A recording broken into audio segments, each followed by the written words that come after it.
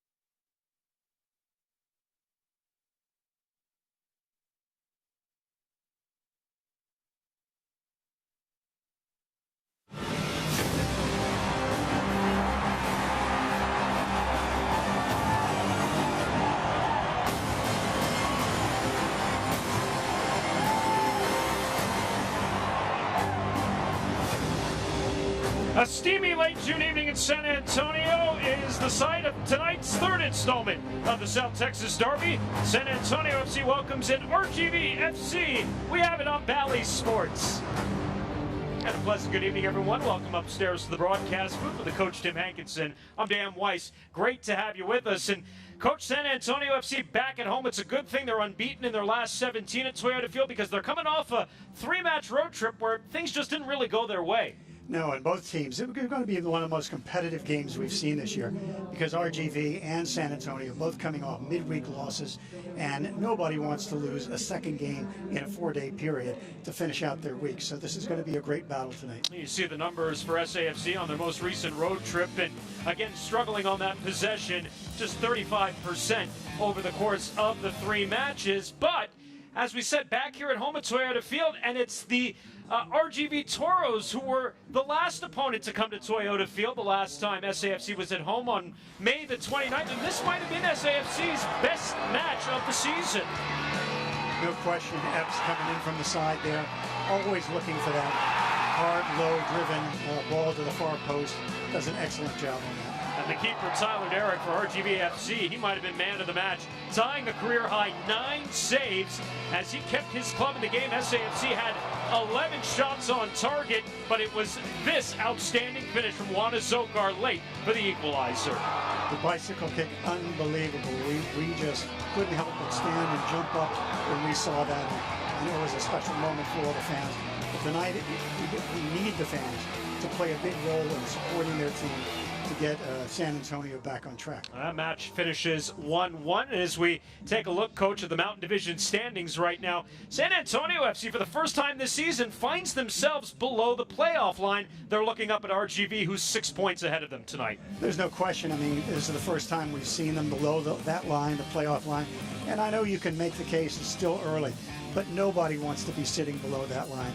And the teams around them are still too close, both points, games in hands, and it's just an important game at home to come out with 3 points tonight. That's always an important game when it's a South Texas Derby match, and it's also an important game when it's a Copa Tejas match, and San Antonio FC is looking for their first win in the Copa Tejas tournament this year, and hopefully the supporters will be there to give them that extra push tonight. San Antonio FC, RGV FC, it's coming up next here on Bally Sports.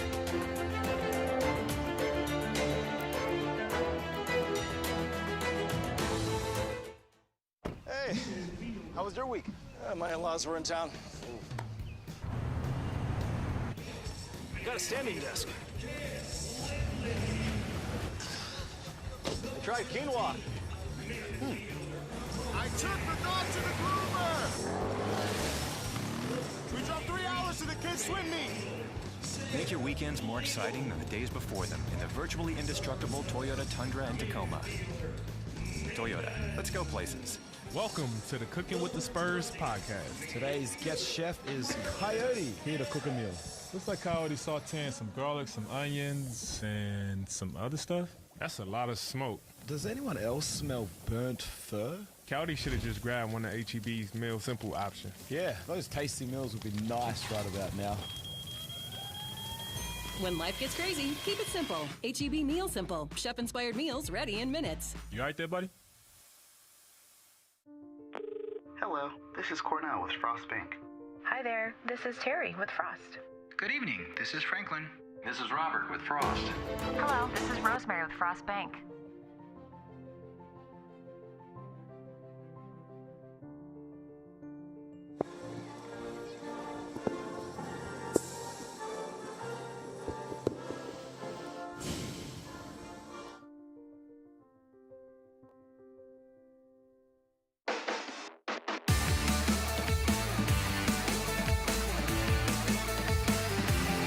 It's true for PC. Great save by Matt Cardone. Gallegos to the back post. San Antonio FC back once again with the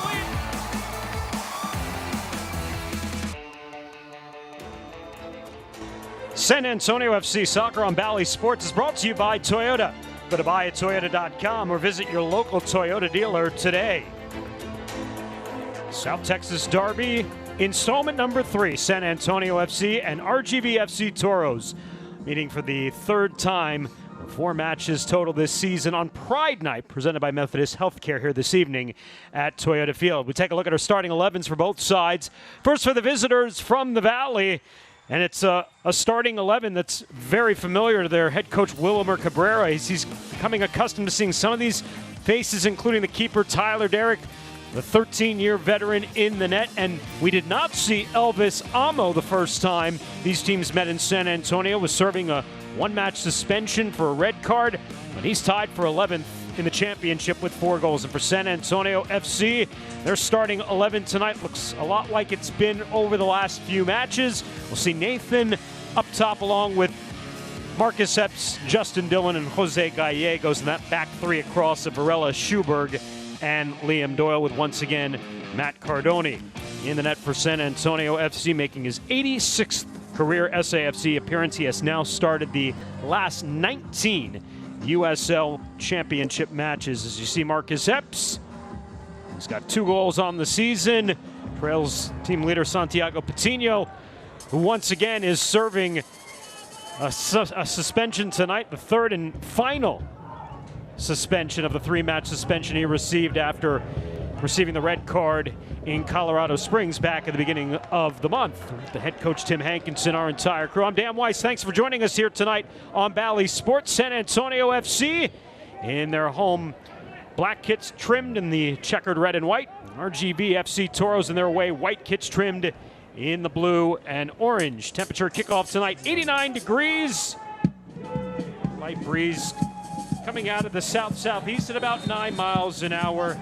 And the humidity certainly has tapered off a little bit here over these last few days. Of course, had all the rain in May and at the beginning of June, and it had been some steamy days here in South Texas, but now kind of settling into that hot and dry pattern, Coach, that we're so used to here in the summer. Conditions certainly can play a role in it, and being patient in your game, good possession, making sure you don't spill too much fuel in the early going of this, because it's a long night ahead.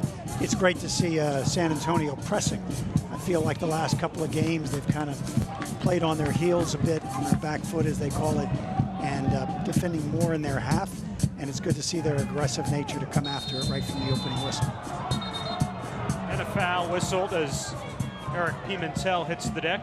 Center referee tonight is Eligio Araguin, working alongside Walt Heatherly and Ricardo Ocampo. And Hector Hernandez is the 4th official. Foul against Nathan. San Antonio FC has picked up a bit of a reputation for being a chippy, physical team. They're tied for 2nd in the USL, and fouls conceded with 138 coming into tonight's match, just 2 back of Atlanta United 2. Also tied for third in yellow cards as well, Coach. 22 of them on the season. Yeah, leading the league in red cards. Usually at this point of the season, having 3 red cards is a little bit beyond what you'd expect from the team. And so, you know, maturing and keeping your temperament and your cool and calm to make sure you can go into the tackles hard to win the ball, but also don't get flagrant about it, and make sure you come out of those tackles, again, composed and ready to keep playing the game. Epps switching the play. It's Vera. Came away with the ball momentarily before Jose Gallegos gets back on it.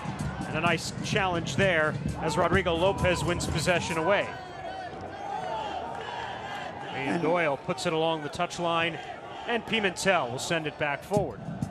We're certainly seeing a very familiar system for San Antonio, with Dylan and Gallegos and Nathan pushing up top, Epps playing in behind them. Gives them a lot of good quality mobile players that can all do damage. Sorto into the area, and a harmless ball will go across the face of goal wide of Matt Cardoni. It's Christian Sorto, 21-year-old native of Silver Springs, Maryland, who's got a goal and an assist as he makes his 8th start of the season. San Antonio FC releasing it quickly forward here. Some friendly fire there off the back of Justin Dillon. It lands to Jose Gallegos. Sam Gleadle with Marcus Epps over there on the far side. A good run by Gallegos, edge of the box. Watch there by Adrian Dispay. And they'll concede the first corner of the match to San Antonio. Yeah, I really like it when Epps and Gleadle work together. They interchange positions, even though Gleadle is typically our wide player that side. When Epps does float wide and interchanges positions, his ability to attack the box from an outside position coming in has set up goals, not just for himself, but teammates. Very effective from there. So in the 5th minute, San Antonio FC draws the first corner. Schuberg lunging after it as it's directed out. Gallegos puts it back into the box. Heck of a target at 6'7". Schuberg will always get forward in those situations, playing in the middle between Varela and Liam Doyle on the back end now as he comes all the way back after heading inside the 6-yard box for that opportunity. The last time these two clubs met, San Antonio FC, Coach, 11 of their 15 shots in the match were on target, tied for the most in a match, which they did one other time back in August of 2019 at Reno. And as we said, it might have been their best match of the season, even better than that 3-0 win that they had against Colorado Springs Switchbacks FC on opening night. Yeah, that first win with the 3 goals for Patino was a special night, but not necessarily typical of what you're going to get it week in and week out. And I agree with you, their last game against RGV probably was the most complete game they've played. It's a hard challenge from Pimentel on Nathan, who's holding his lower back, you see, as he goes down there. And Pimentel is going to be addressed here by center referee Eligio Araguin once again. You're climbing the ladder there of Nathan was the 11-year veteran Pimentel. And when you get hit like that, it takes so much out of you. And right at the beginning of the game, you know, you don't want to have to go to your bench this early. And especially with someone like Nathan, who's been an effective attacker for us. Nathan gets attention, and San Antonio FC already is an injured bunch here, already missing maybe their engine in the middle, PC, who misses a 4th consecutive game here tonight, dealing with a lower body injury. Played in the last match against RGV and went out in the 12th minute after suffering an injury, a non-contact injury that unfortunately took him out of action. They're also once again without Jasser Kamiri, who got hurt later in that game. Matthew Duplan also out with a lower body injury, as is Connor Maloney, who is still awaiting to make his season debut. Well, you can't take anything away from the importance of leadership, and that's with PC out. That's such an important guy to have in there that kind of controls the whole tempo of the game and, you know, settles his teammates and keeps their focus so they don't switch off.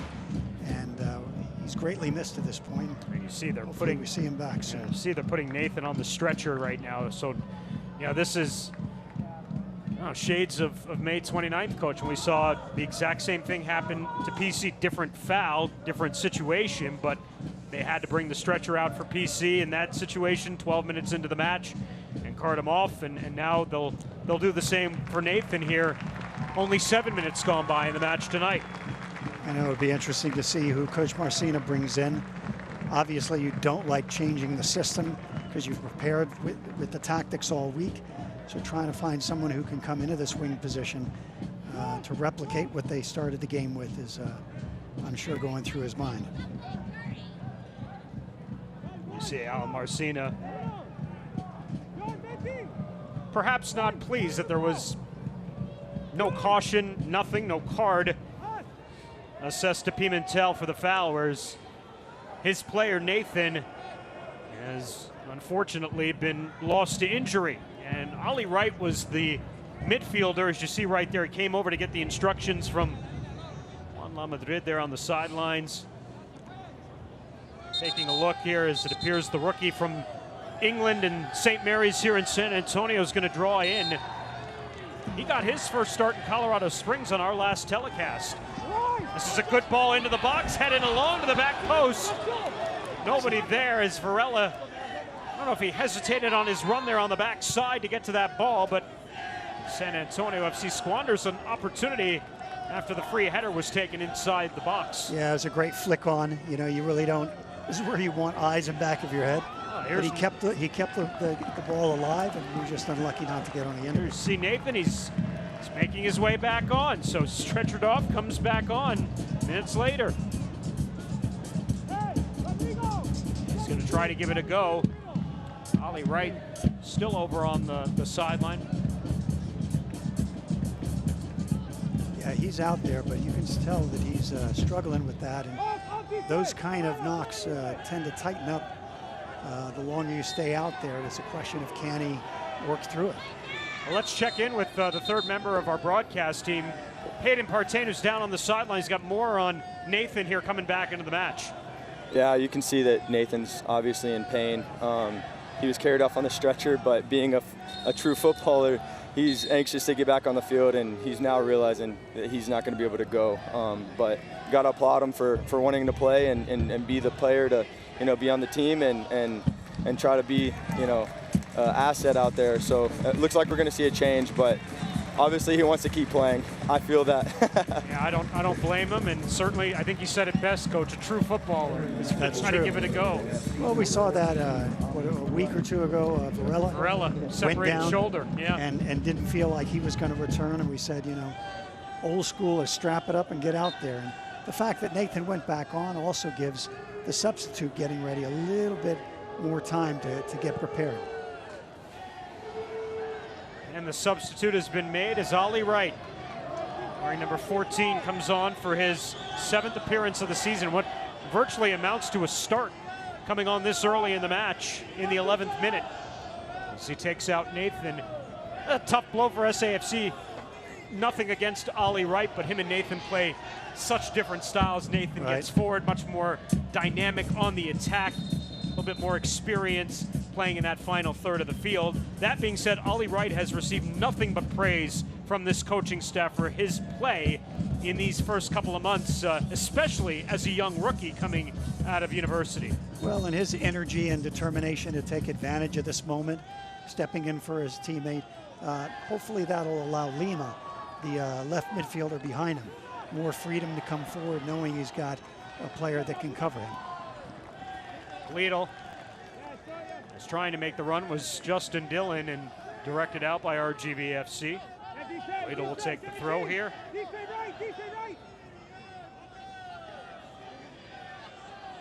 As Epps gets into the middle of the park, and will play it to Ollie Wright, his first touch since coming on. Right, corner to the box.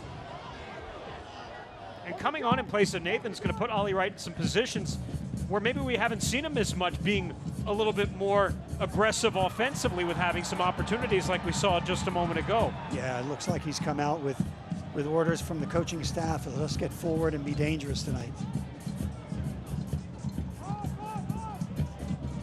Cerritos. Out wide, here's Vera.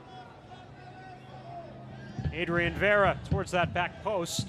John Henry Sanchez trying to run it down, and he does, but he gave it right to Lemma, and Lemma will play it ahead. As Wright drops it off. That's good. I'm glad to see them building, be patient,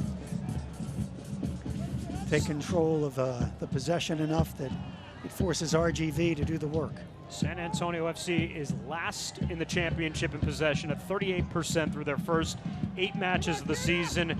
They are also last in passing accuracy at 66% so far tonight. That being said, in their last match against the Toros on the 29th of May, 48% was one of their best possession matches of the year. Dillon, and Dillon puts it in a beautiful setup as he puts it over Tyler Derrick into the back of the net. 13 minutes in, San Antonio FC's on the board.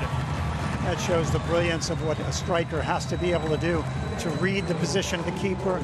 Derrick came out low, trying to make himself big, making sure a ball didn't beat him low, and it was great to see Dillon look at the upper net and find the back of it. Great goal.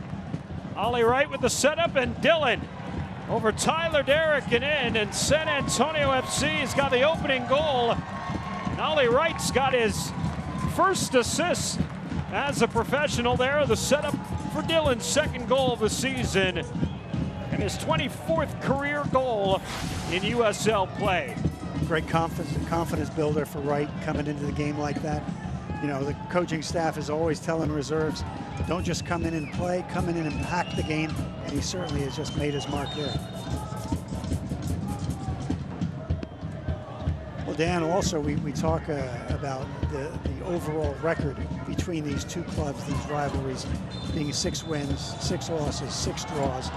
It was also 11 goals each so far this season, and San Antonio gets the better of that tonight, moving ahead of RGV.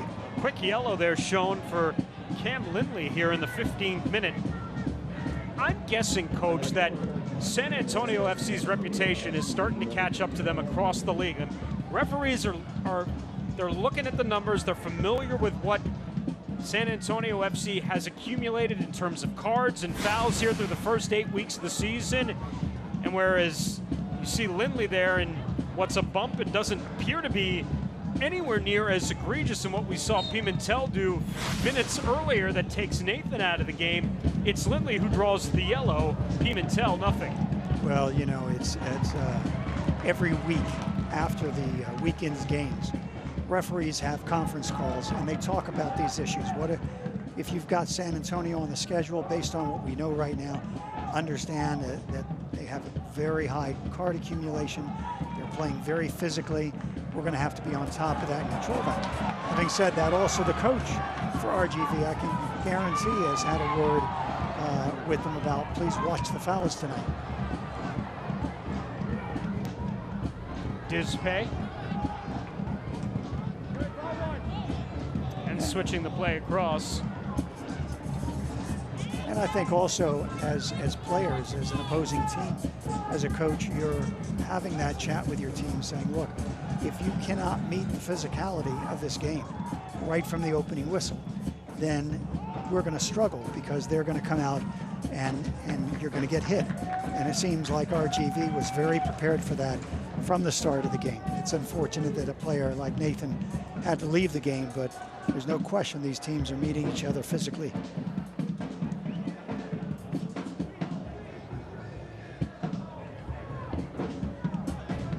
Gallegos. It's behind Dillon.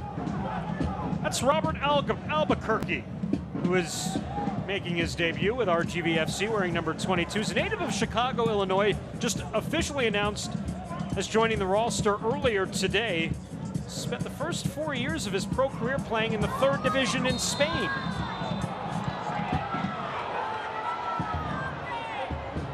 Foul on Justin Dillon.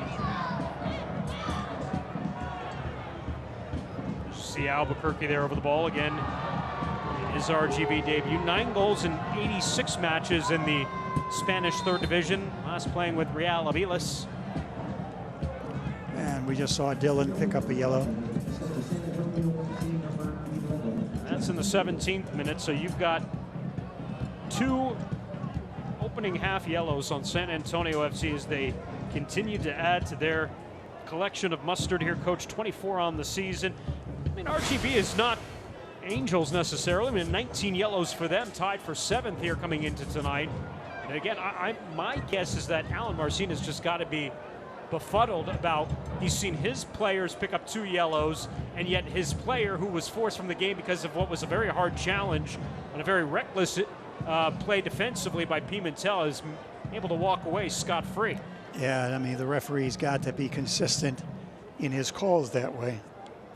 And, you know, I think what we're also going to see when July comes around, some of these players will have accumulated if they stay in this, on this track where they're having to sit games, suspended for games. And that, of course, that's league-wide.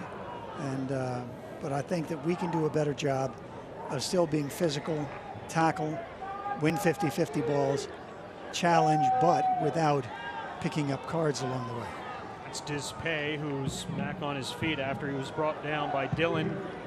Adrian Dispay, this guy might be in line right now for Defender of the Year in the USL. He leads the championship, 42 clearances, had 8 in the match here back on May 29th, along with 20 interceptions as well. As you take a look at Wilmer Cabrera, who's got his Toros top of the Mountain Division, 16 points, 5 wins against 2 defeats and 1 draw, 1-1-1 on the road so far.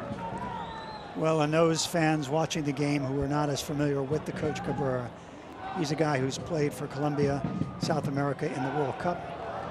He's coached Chivas USA of Major League, Houston of Major League, and this is his 2nd time around with RGV and is doing a very good job with it this year, revamping the squad over last year, which was not a very effective team and as far as building points and results. They haven't made the playoffs since 2016 when they finished 2nd in the Western Conference, guided by Wilmer Cabrera. Zali Wright stops here, puts it through the wickets of Cabezas, and then Wright goes down inside the box as he's bumped off the ball. Flicked back inside the area and taken by the keeper, Tyler Derrick. I like that term, the wickets. Well said. Some really good flashes from Ollie Wright since coming on for Nathan. As Epps puts this along, looking for Jose Gallegos, and Pimentel steps up to play it along and out. Sorto. Again, I like the way Epps cuts inside because it's very difficult for defenders to decide who's got him as he runs past you. Adrian Vera. Cardoni. And they're going to signal a corner. Cardoni unable to keep it in play. And so it's RGV will get their first corner of the match. As you look at Matt Cardoni, a belated happy birthday to Matt. Celebrated number 28 yesterday. And why I like that even more, Coach, he shares a birthday with my son, Ethan, who celebrated number 6 yesterday. Special. But when your son blows out the candles, he's not going to catch fire like his beard could do. It's true. Happy birthday, Matt. This one's headed down. Lindley will turn it back out. Kept alive there. RGV will keep it moving.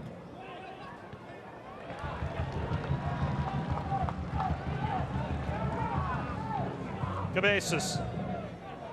Christian Sordo out wide here on the right side now. Sordo sends this one into the box. Cardoni well off his line to punch that one out.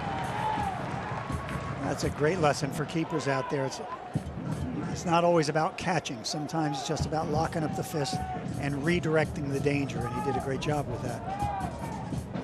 John Henry Sanchez unable to get on the end of that delivery from Cabezas. Matt Cardoni now just 7 matches shy of tying Greg Cochran to the all-time franchise lead in USL Championship games played of 93. Cochran, of course, has spent the first 3 years here in San Antonio. He's moved on now to be the capologist with FC Cincinnati in Major League Soccer.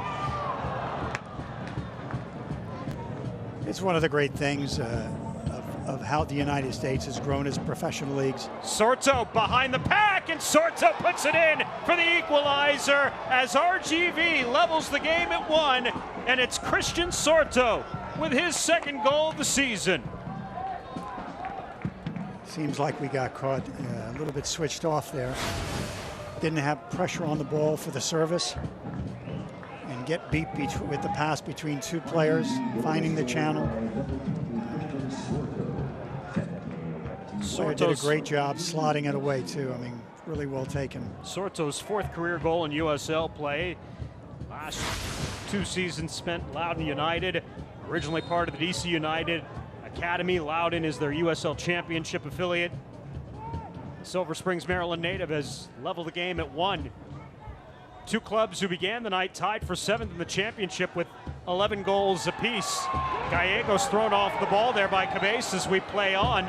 SAFC holding the advantage there, and Ollie Wright by making some great moves there, but just couldn't get around 3 white shirts.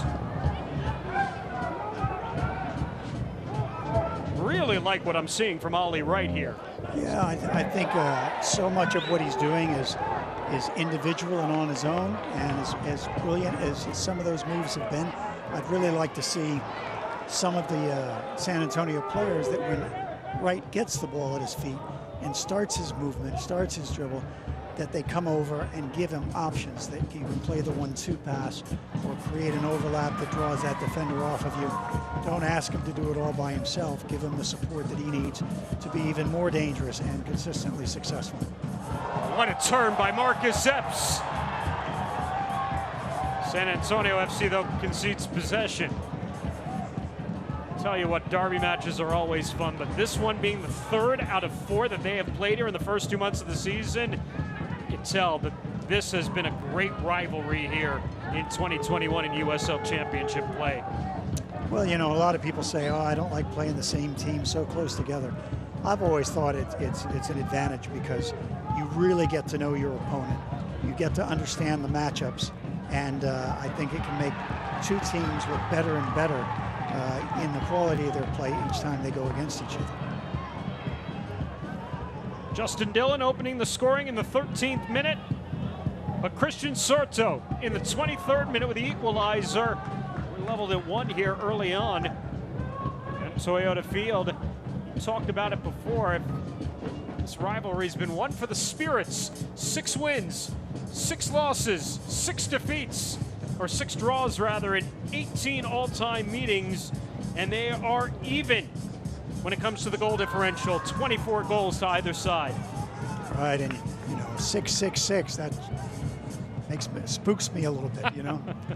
Reminds me of the Omen. But hopefully it's our hex we can put on RGV tonight.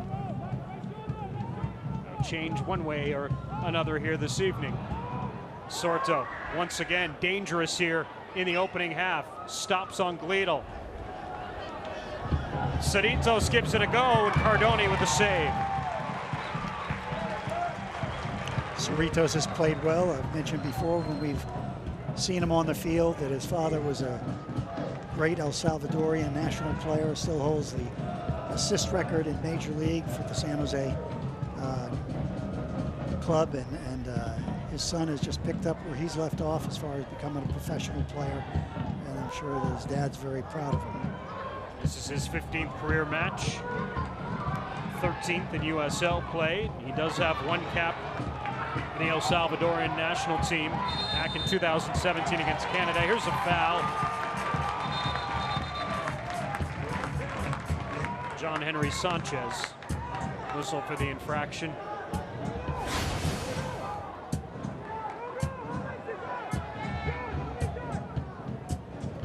You know, fans see the referee now with this little spray bottle of foam. Foam only lasts on the field for about 30 seconds. There was a period of time that FIFA outlawed this. Didn't see the purpose of it. But I think it defines where players can stand, and if they infringe on that, they're going to pick up a yellow card. And also because the referee, as soon as he calls the foul, has something to occupy himself, and therefore it defuses players that might want to get to him and argue. Lindley, low ball is through. San Antonio puts it wide. It was Dillon looking for number 2. Had a glorious opportunity. Seemed like maybe a little communication issue there. We'll watch it again.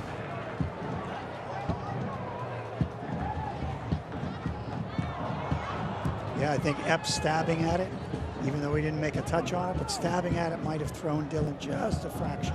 Those are the opportunities this season. We could go back and look for SAFC. They've had about probably a half dozen of them. It should have ended up in the back of the net, if not more, and just add another one to the portfolio. Well, and you look at our last game against RGV, we could have had 2 or 3 additional goals very easily, except that Derek, the goalkeeper for RGV, really had a career night. I mean, he made some spectacular saves. So we're close. We're inches away and just need to keep being persistent and putting that ball on frame. That's been evidenced in the numbers when it comes to total shots. 112 for SAFC. That is 4th in the championship. RGV 85 total shots, 14 coming into tonight. Their goal total was ballooned by the 4 that they scored in Miami Sunday after they played San Antonio FC. Elvis Amo, who we have not really mentioned here tonight very much to this point, had his first career hat trick and the second in club history in that win down in Miami. Yeah, Amo is a powerful athlete, very dangerous going to goal. He's just not received the service yet tonight. And that's something that RGV, I'm sure, will be talking about at halftime, is how can we set Amo to be in a dangerous spot. But he's an athlete, a handful.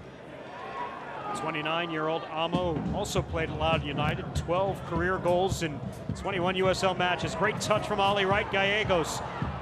And again, tried to go against 4 players on the back there for RGV, just didn't have any luck. Well, we said this in the early games. I was very complimentary of Gallegos, saying that it seems like this year starting out, he's gotten much more mature when he holds the ball and takes the dribble, that when defenders start to collapse on him, slipping the ball and finding the open man. But it seems like tonight, he just seems to hold and hold and hold, and eventually is going to get tackled. So keeping the head up and being aware of where your teammates are and getting teammates to run off the ball to give him those options would really improve our chances to goal. Dillon's goal coming in the 13th minute. It's the 3rd goal scored by SAFC in the opening quarter hour this season, and the 9th goal in the opening quarter hour in the 2 seasons under Alan Marcina, as Cam Lindley hits the pitch there.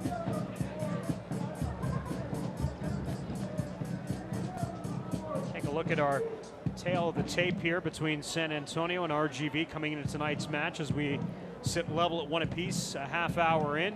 See, it's pretty even, with the really exception of possession and passing accuracy. That note at the bottom, RGV's passing accuracy has them tied for 7th. And yet when everything else looks even, it's a 6-point gap between RGV sitting at the top of the mountain table and San Antonio FC sitting below the playoff line coming into week 9. Yeah, it truly is. You know, I know I've been critical in some of our past matches of the style becoming very vertical, very direct, bypassing midfield and just playing balls over the top for strikers to break on. But I'm very, very pleased tonight watching San Antonio get the ball down, play it around, play to feet, and start to build the chances more maturely. So I think good opportunities will come from that, and that style will bring much greater reward. For more on that, let's throw it downstairs to Hayden Partain.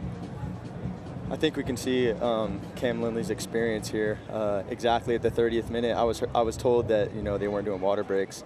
He's stretching his calf, maybe a bit of a cramp, but the whole team got water there. They can get ready to finish the half out, hopefully strong, and yeah, get a goal here.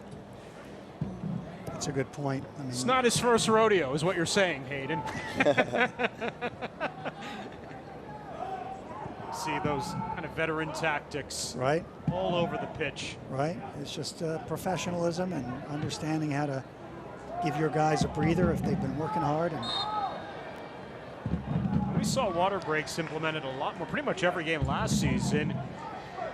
I guess you got to hit 100 degrees at the start of the match to get a water break, apparently. Yeah, and the Toyota field here, we always know that the far side of the field always is under direct, intense sunlight during the warm-ups and in the first 15 minutes.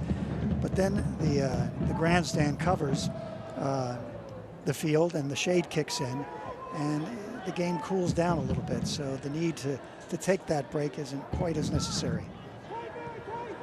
This is San Antonio FC's only match at home in June. A couple days before the longest day of the year in the summer. We start going the other way. SAFC's next home match will be July the 3rd when they see Austin Bold for the first time in 2021. Well, and Austin started out very slow this year, but I mean, they're the ones that RGV lost to on Wednesday night. And so it's they seem to be finding their form and their identity, so they can be a dangerous team on the schedule for us. Painful loss for RGV, who had scored the opening goal in that game, saw Austin come back to equalize, and then at the death, pretty much the last possession of the game in second half stoppage time, off a free kick, Austin scores the go-ahead goal and the eventual winner on Wednesday down at HEB Stadium. Yeah, it was a brilliant free kick, and caught them by surprise. Again, sometimes players switch off just for a moment, but I think you could be asleep in that wall and that ball's still going to beat you. Cerritos will draw RGV's second corner of the evening. About 15 minutes away or so from halftime. San Antonio and the Toros leveled at 1. The goal scorer is Justin Dillon, his second of the year, coming in the 13th minute. Christian Sorto, his second of the year, coming in the 23rd minute for the visitors. Yeah, it's great Dillon is getting a second goal like that because he was out for so long. The confidence he builds and the confidence his teammates start to have in him as a goal scorer, especially with Patino out, is very, very important. What a turn, and then brought down in the box, trying to make the move, but unsuccessful. Cerritos couldn't draw the penalty either, as Doyle was there for the challenge. It was a brilliant tackle that so easily could turn into a penalty if he had more contact with the opponent's legs, but he got to that ball almost through the opponent's legs and was able to push that ball out of danger. So really a brilliant tackle. That was all set up by Christian Sorto, who took it on the first time after the corner ballooned outside the area. See it again. And a beautiful turn by Cerritos and a great challenge from Liam Doyle. Well, it's like for the young players, that's a perfect case of having contact with the ball first, and then the follow through, there's contact with the body. But in that case, as long as you're playing the ball, it's not a foul. So. That will be a foul on Chris Lemma, right in the back there, John Henry Sanchez. Lemma making his 8th start of the season, the Ridgefield, New Jersey native. He's become accustomed playing out wide on the left side for San Antonio FC opposite Sam Gleadle, as SAFC's gone back to their more traditional 3-5-2 formation coach that they played with a lot last season. Yeah, Sanchez. And you know, the job for Lima and Gleadle, first of all, you got to have a very strong engine, because there are times you're working from flag to flag, but it's really about picking when to drop alongside the 3 center backs and protect their flank, and how can you push yourself forward to still give the team width in the attack so your winger can get inside and create numerical problems there. And making those decisions, when to drop and when to push forward, is a big challenge because you don't have that cover in behind you. Another turn for Cerritos, and it's Sorto with Vera, the overlapping run on the left side. Cross into the box. Ollie Wright settles at his feet. And Wright pushing on the counter here with Gallegos. And Gallegos with the step as he gets outside. Good recovery from Juan David Cabezas. San Antonio concedes possession. Sanchez.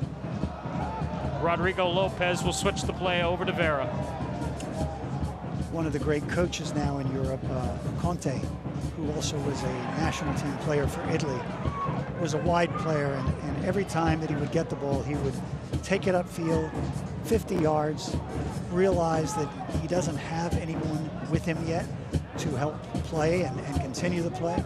So it's about getting it upfield as far as you can and then cutting it back, inviting your teammates to join, And then once you have numbers, trying to break their defense down. I think that play by Gallegos was a perfect example of, you don't need to take it any further. Take it as far as you can, wait for help, and now that you've got numbers, start to play.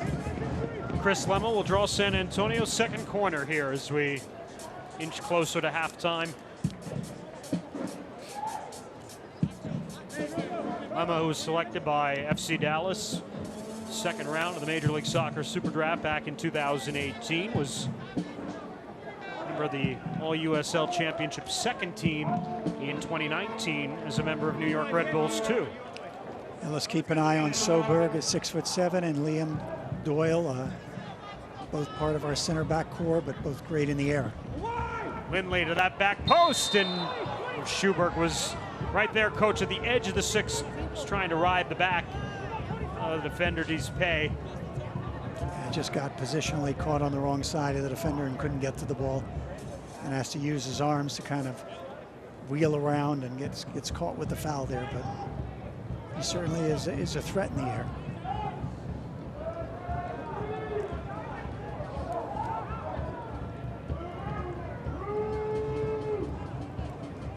Albuquerque. Vera. And now that we're almost 40 minutes into the game, you can see some of the fuel has been burned off. The high pressing becomes more difficult, and San Antonio takes a mature position and just defend the middle third of the field. Try to keep them from crossing the halfway line and try to anticipate those entry passes to pick off. There's a giveaway there on the back end from Varela. We'll set up Lopez outside here to John Henry Sanchez. Cutting on Lemma. Sharp angles played there by Cardone well.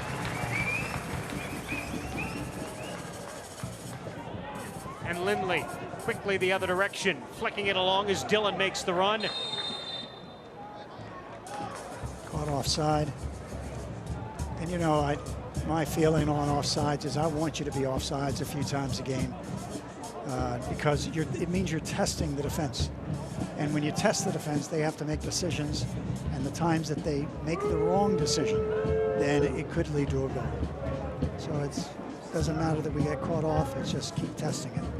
Eventually we'll break through.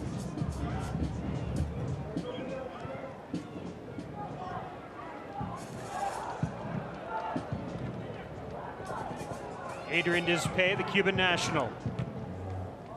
Sends this one in Sorto's direction.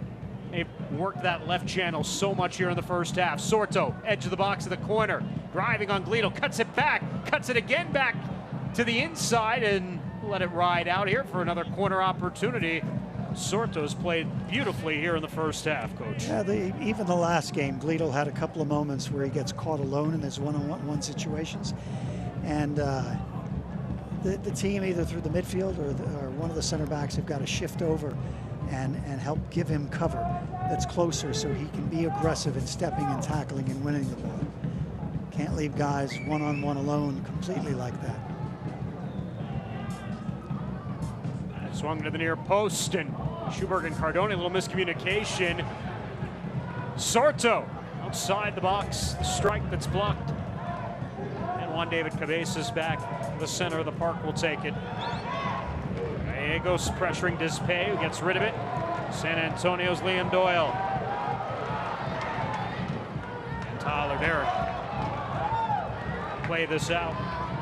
Dispay kind of got caught in no man's land driving back there on Gallegos, and that forced the keeper Derrick to come out and make the play. Didn't want to deal, of course, with the craftiness of Gallego in that situation. No, better to deal with it early, and he's got the experience, Derrick, the goalkeeper, to know how to handle those moments and read them early and make that early decision. You hesitate on a ball like that for even a moment, and then you get caught in no man's land. So he did a good job in cleaning that up. Derrick, like Matt Cardone, is combatant across the field from him, has started every match for RGV this season. 32-year-old was Houston Dynamo's first ever homegrown signee back in 2009. And 90 Major League Soccer appearances with Dynamo. He's the second ever homegrown player to play in Major League Soccer. Homegrown contracts are really now the norm. They were the exception back in the early part of the 2000s.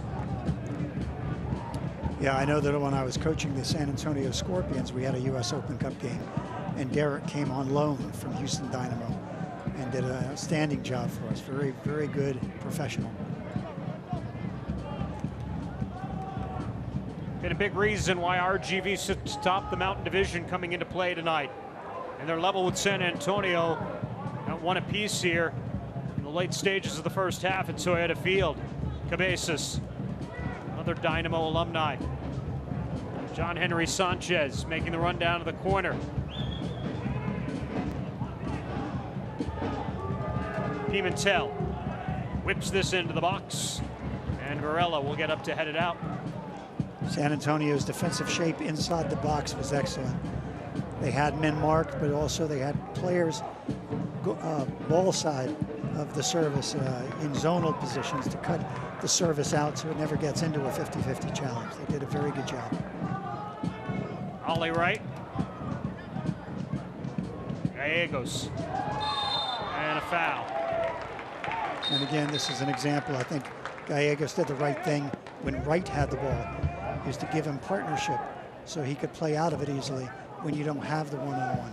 But Gallegos had 3 players around him and needs to understand that Lima was right there to play the simple pass, keep possession, switch the side of the park, and get penetration out the other side. Set piece opportunity for SAFC. They have 2 goals scored off set pieces this season. Lindley's over the ball. And here again you see Soberg and Liam Doyle up there. Very strong players in the air. See what they do with it. Lindley whips it in. Spey heads it out. And SAFC will take their 3rd corner of the match. I think Lindley's added a lot to the team this year. I mean, I know he's played at North Carolina, Indianapolis, Indiana kid. You know, that played for Indy 11 for a while. But I think he's brought great consistency to that center midfield. He knows his job, he knows his role, never tries to overplay or play beyond his abilities. Very consistent. He leads San Antonio FC with 14 chances created. That's tied for 10th overall in the USL for the 23-year-old from Carmel, Indiana, former Mr. Indiana high school soccer player of the year from the Hoosier State. This is a short ball that's directed out. Yeah, when I coached Indy 11, and I lived in Carmel, but I never saw him there. I'm guessing there was more than one soccer player at the time. Yeah, quite a few there. It's pretty much where the whole team lived. It's good quality of life and place to live. It was a beautiful volley from Amo. Pimentel, however's pass was intercepted at the top of the box. And then Justin Dillon in a very offside position receiving that ball. The flag is up. Yeah, he needs to understand where that last defender is. And we use the expression in soccer to square, meaning pass sideways or run sideways. He needs to square up his run to run across that line of where that defender is. And as the ball is struck, then cut in behind. He's running a little bit in behind too directly before the service is prepared. A healthy 5 minutes of added time here at the end of the first half. A lot of that, of course, because of the injury to Nathan, who, if you missed it, left the game 7 minutes in. Came out, came back on, tried to give it a go for just a couple of minutes and unfortunately couldn't continue. Ollie Wright came on in the 11th minute, officially taking Nathan out. And Wright, his substitution proved dividends just 2 minutes later as he assisted on Justin Dillon's opening goal in the 13th minute. Christian Sorto with the equalizer 10 minutes later. And that's where we sit here coming up on halftime. Well, you know, you look at RGV, they need halftime right now to reorganize, and you know, Cerritos and Sanchez and Sorto are all doing a very good job as a line of attacking midfielders, but it's an Amo that just seems non-existent. He's just kind of disappeared out there. And it's hard when you're a solo forward playing against 3 big center backs who are all good at man marking. It's almost like you need that extra guy up there to find partnership and draw a defender off of you so you can find gaps. Cabezas right. Drive that one out.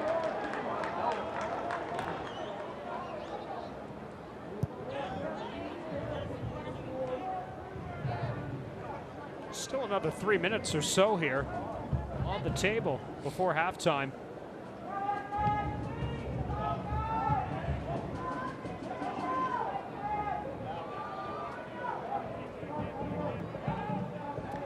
Well, you know, I'm sure the coaching staff has enough on their mind. But, you know, if I'm San Antonio, I'm going to the locker room talking a little bit about, for example, right now, where Gleedle has to defend one-on-one, and he's got no defender close to him to give him an assistance. It's just to clean a little bit of that up. Where am I going to get help from? And the other is, once you get in the final third, is getting numbers close enough around the ball so a player like Wright or like Gallegos don't have to play just one-on-one against three. Is give them partnerships to interplay and play combinations, 1-2s, and keep the attack going till you can create a good shot.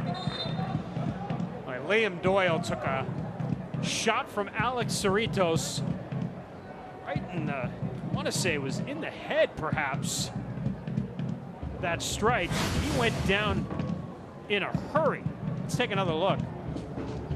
No, he got it there with his leg, but he went down there off that left shin. Yeah, it's either the ball struck the shin and maybe tweaked his knee a little bit. Sometimes you get hit there and the momentum of the shot kind of bends, puts some pressure on the ligaments in the knee. Hopefully he'll be okay.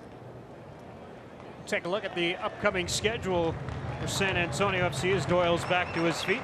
He'll be in Salt Lake City next Saturday night against Real Monarchs, SLC's second match of the season against them. And they're back home for 3 matches, 2 of which, coach, are going to be friendlies against Liga MX sides Querétaro on July the 6th, and then Pumas will be in town 3 days later here at Toyota Field. Well, very exciting.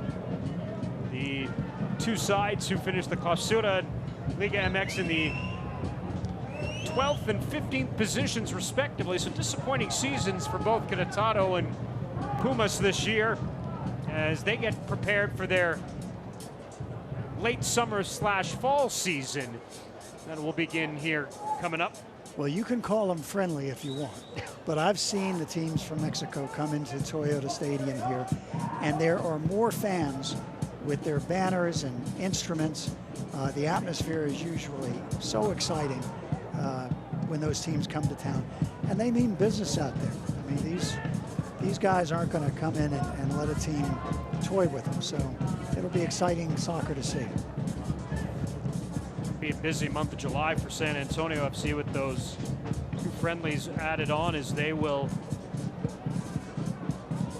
head out to Colorado Springs and then we'll play 3 matches over 10 days.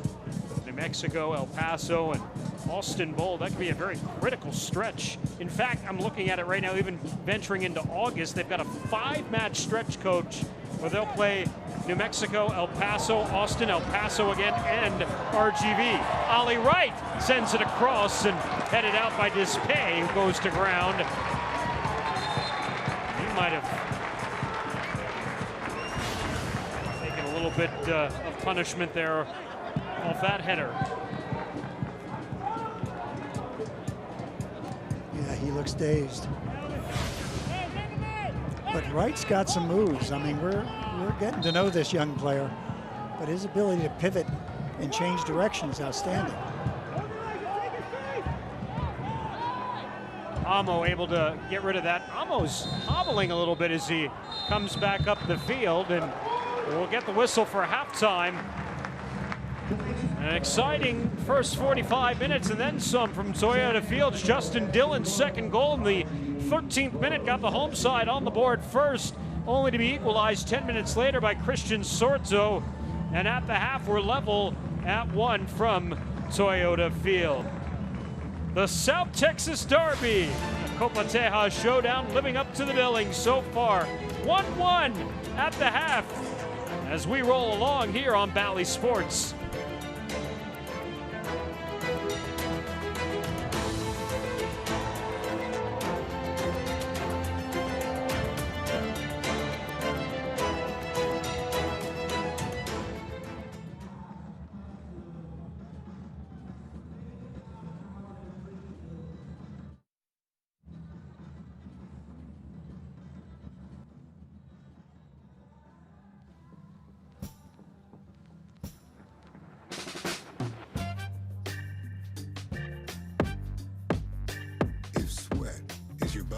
natural way of cooling Overrated. yourself Oh, way overrated. Yeah, no comment. Then condensation. Underrated. Pains me because Mayweather's the greatest of all time. I think I thought he was gonna get knocked out first round. He did well. Drink me. Underrated. My favorite treat since I was a kid. Underrated. Underrated.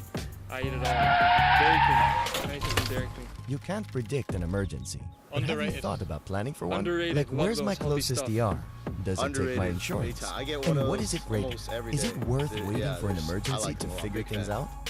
At Methodist Healthcare, we've got you covered. Underrated. With 12 highly Overrated. rated hospital-based and Tubing's neighborhood underrated. ERs near you, I love and tubing 5 at more Cottage. opening in the next few Overrated, I months. think, 'cause- Rest assured, your safety is our top priority. At Methodist Healthcare, your family.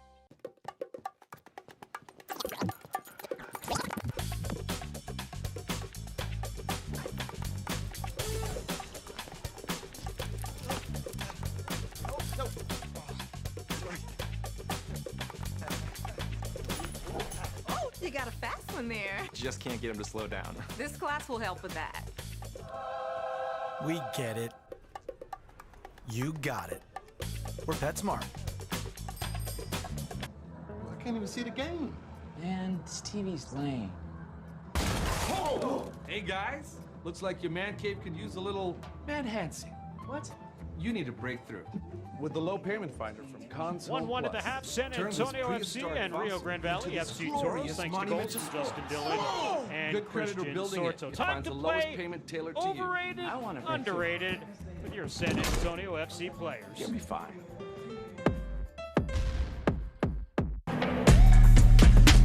Overrated. Oh, way overrated. Yeah, no comment. Underrated. Pains me because Mayweather's the greatest of all time. I think I thought he was gonna get knocked out first round. He did well. Underrated. My favorite treat since I was a kid. Underrated. Underrated. I eat it all, man. Dairy Queen. Anything from Dairy Queen. Underrated. Love those healthy stuff. Underrated. Big time. I get one of those almost every day. Yeah, I like that. Locked in the box. Chance for Williams. Off the crossbar. Tubing's underrated. Back to Samake, and there's Sparrow again. Personally, because I've never really done that. So. JJ Williams leaves it for That's a weird one. Overrated. Sneezing? Overrated. Salazar cuts it inside Van Opel with an excellent save. I think it's overrated. Underrated. Helps a lot. Overrated. Way underrated. Way overrated. Start my alarm earlier than I need it, so I snooze and get that extra sleep. I'm Underrated. A person, pains me because Mayweather's the greatest of all time. I think I thought he was gonna get knocked out first. Underrated. They're useful. Underrated. I think I listen to Underrated. a lot My of podcasts. favorite. Underrated. Since I was a kid. Underrated. I like Joe Rogan. I like I eat it all, man. Dairy Rio Queen. Ferdinand was on the Anything from Dairy podcast. I forgot what it was called, but I'm a big fan Underrated. of the podcast too. Underrated. Love those healthy stuff. Underrated. Underrated. It's all used. I get one of What's those icy hot? almost every day. Overrated. Yeah, I like them a lot. Big fan. Tubing. Underrated. Overrated. What is Tubing's icing? underrated. Question. I love 1-1 at the tubing at the half. Cottage. Take a look at Overrated, I think, highlights 'cause- and numbers when we personally, return here because on I've never Valley really Sports. done that. So That's a weird one. Overrated. sneezing, like Overrated. underrated. Underrated. No need to sneeze. Hold them in. I think it's overrated. Underrated. Helps a lot. Oh, way underrated. Start my alarm earlier than I need it, so I snooze and get that extra sleep. I'm a morning person, but after an away game, it's tough to get up. Underrated. They're useful. Underrated. I think I listen to a lot of podcasts. So. Underrated. Yeah, I'm into podcasts. I like Joe Rogan. I like Rio Ferdinand was on the podcast. I forgot what it was called, but I'm a big fan of their podcast too. Underrated. That's all I use. What's icy hot? Overrated.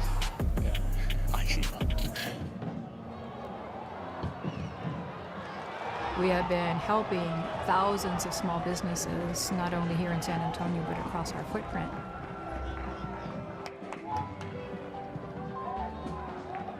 Knowing that SWBC was our partner in our health benefits and all our employee benefits was a relief for me. I knew that we could continue to do our work, we could continue to do our mission, because SWBC had our back.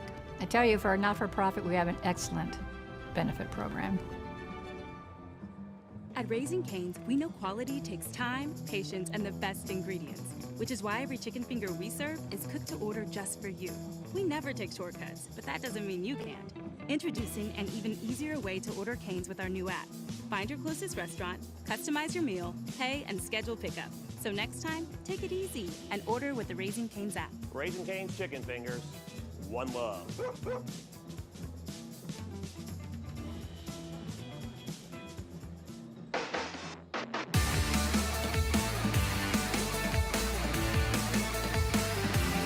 It's true for PC.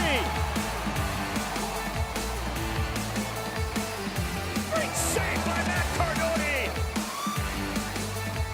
Gallegos to the back post. San Antonio FC back once again with the lead.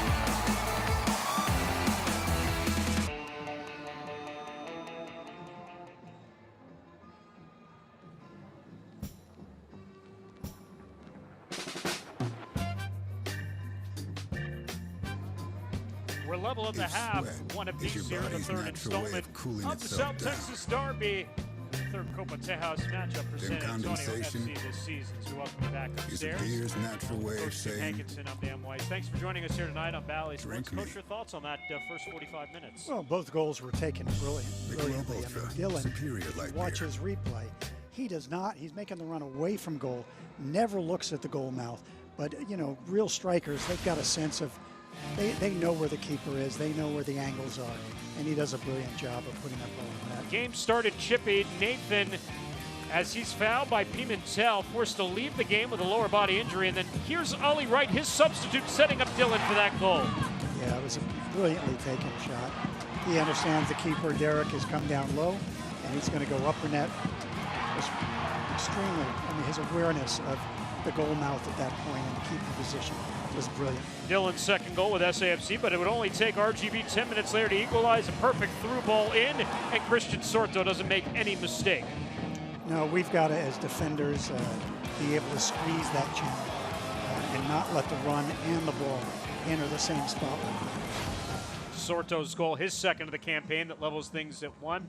And Coach, we take a look at the numbers from that first half, and what again we brought up in the previous meeting was SAFC had 11 shots on target. You know, they only have 1 shot on target here on 3 total shots tonight. It's very unusual for SAFC, who tends to be aggressive offensively.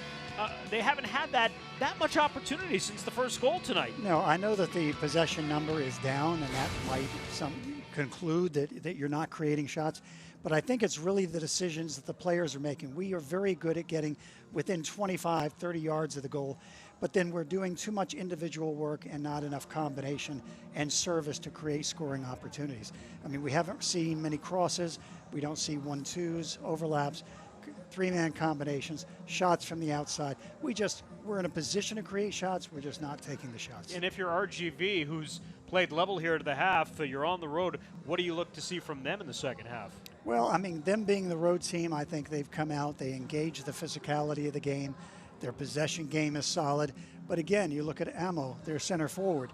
You're getting good work from Sorto and Cerritos and Sanchez behind Amo, the center forward. But nobody is setting him up. He's had really no chances in the game. So I would think the discussion is really how can we put him in a spot to score a goal. We'll see what else is going on around the rest of the Mountain Division here in Week 9 of the USL Championship. When we return, San Antonio RGV leveled at 1 at halftime.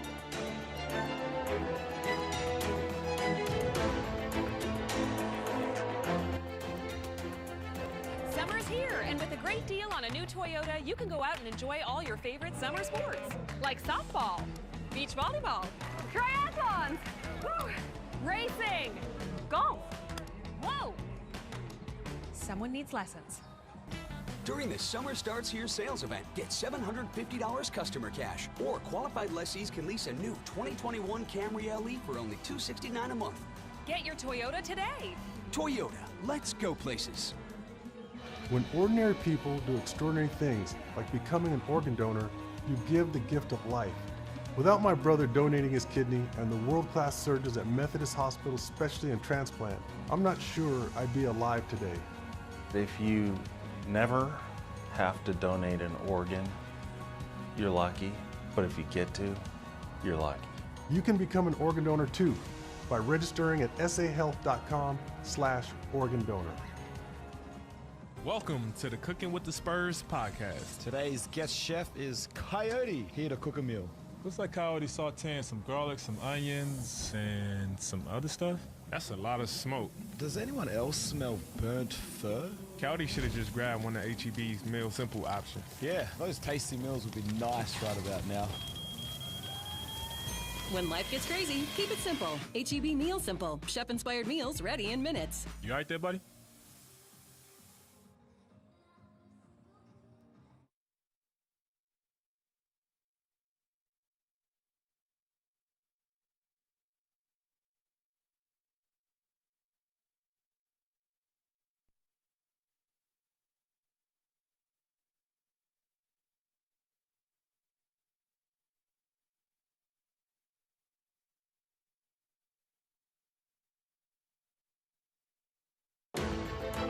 San Antonio FC Soccer on Valley Sports is brought to you by Toyota.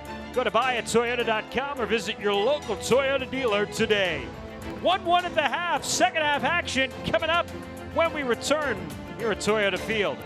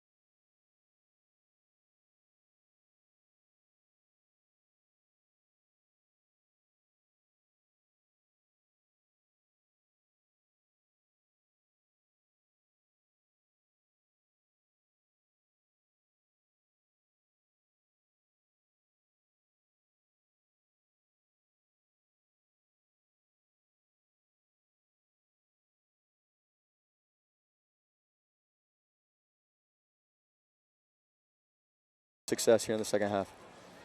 Thanks a lot, Hayden, as we'll continue to check in with you as the second half goes along. Some good points, Coach, here, probably for both sides. For both sides. I mean, I think more so for San Antonio because, again, their possession numbers percentage is down and number of passes is down. So anytime you can win a 50-50, it puts the game back at your feet and you're on the attack again. So it can certainly help create more chances. Second half underway. Along with the coach, Tim Hankinson, Hayden Partain, our entire crew, I'm Dan Weiss. Thanks for joining us here on Valley Sports.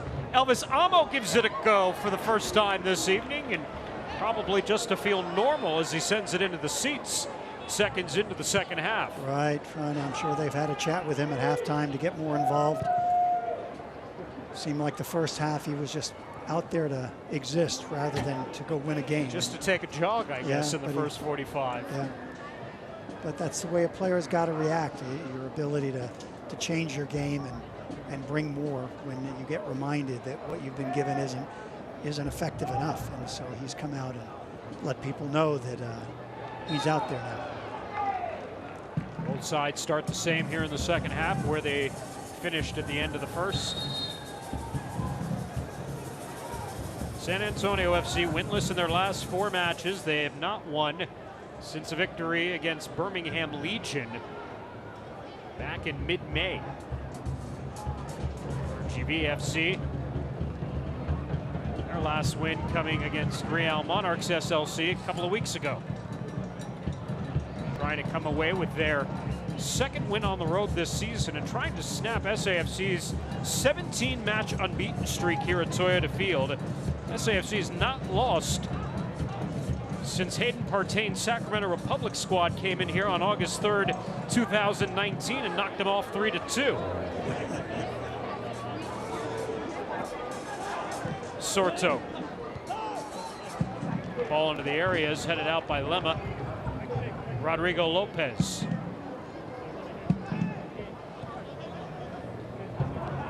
This is where the midfield has got to step up higher, defend closer to the halfway line, not sitting back so far. I know it takes space away. That can be dangerous behind the defense, but you can't play at the top of your box and expect to always stay clean. Suddenly a guy takes a dive, referee misses the call. It's just too dangerous. So once you win a ball and play it out, you got to step up as a back three and with the rest of the team. Good run by Cerritos. Gives it a go. Great save by Cardone, and he's able to scoop up the rebound just inches away from Elvisamo, trying to get on the end of it. Cardone reached so hard, I think his arms are 3 inches longer. What a great save. And a better recovery as well, again with Amo charging after the bouncing sphere.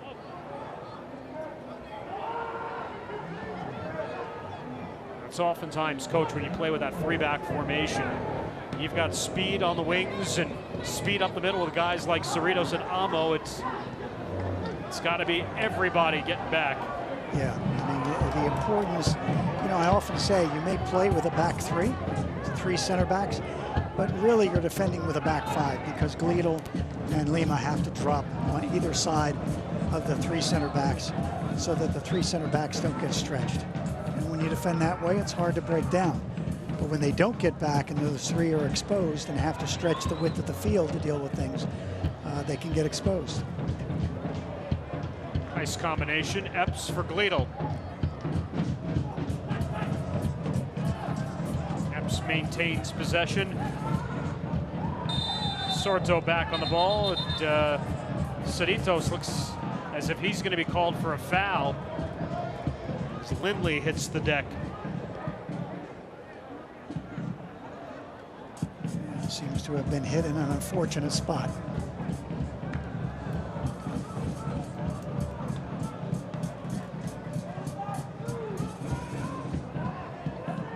So San Antonio FC here will reset.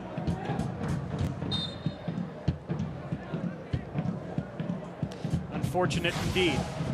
Got the big boys in there again. Lindley can't get it over Sorto. And his own ball along. Schubert back to Gallegos. Epps, edge of the box. Cross to the back post. Dillon is to it. Flicks it along. Doyle can't get it through the back end. Great cross by Epps. You know, he's not a guy who's striking the ball as hard as he can. He finesses that cross through that channel, through the 6. And it's a shame that we weren't more ready to get on the end of that, because that should turn into a goal every time you see a ball like that.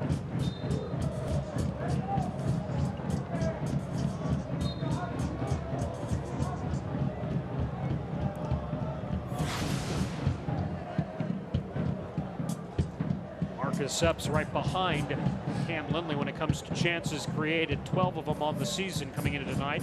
Trying to set up San Antonio FC's second goal moments ago.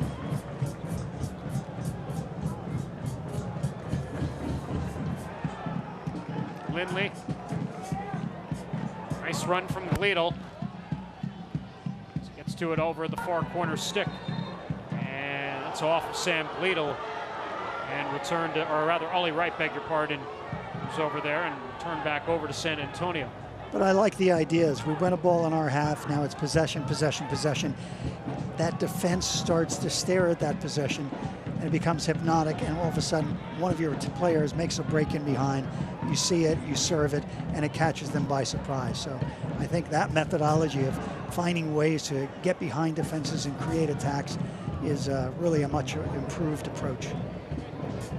There's plenty of daylight here for Vera as he gets forward along the near touchline. Gleedle watches him. Cerritos.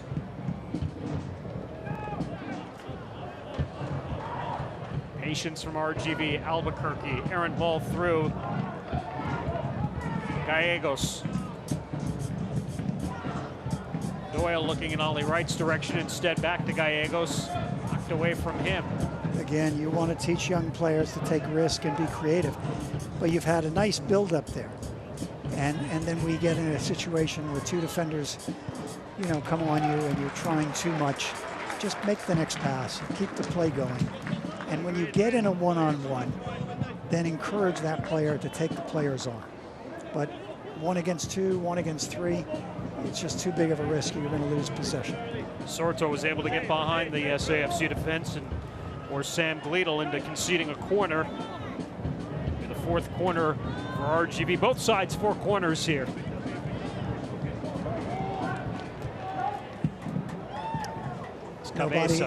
Nobody's marking Ammo. He's just kind of free, hanging by Cardone, the keeper. Lopez. Cabezas. Arella will head it out. Gallegos. Punches it along, just momentarily impeded to Ollie Wright, who would have had plenty of space to get forward there. Sorry, I said Ammo on that last corner, but that was Cerritos standing next to Cardone.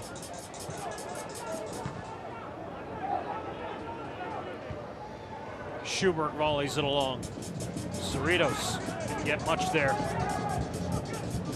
Epps with the turn, switching the play. Lemma. Switch. Gallegos, Ollie Wright out wide. Back to Lemma. Epps, corner of the box, nice idea. Could not get past Dispay. But I like San Antonio. They're passing and moving off the ball, moving the ball quickly from side to side to open up and find space. I think a much improved style and approach they're bringing tonight. I think it's going to pay off before this game is done. Sorto. Gleedle better that time. Keeps Sorto out to the outside, and that's a goal kick to Matt Cardone, awarded by Elijio Araguin.